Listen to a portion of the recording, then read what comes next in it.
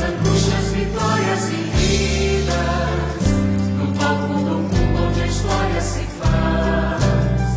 Sonhei uma igreja serviço da vida, eu fiz do meu povo os atores da paz.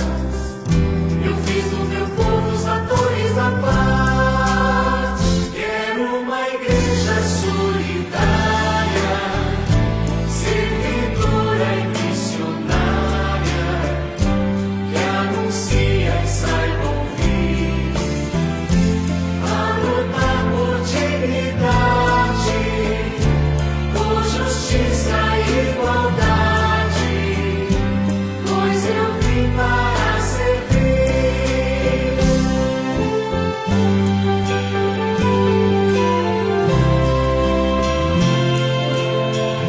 Os grandes oprimem e exploram o povo, mas entre vocês bem diverso há de ser.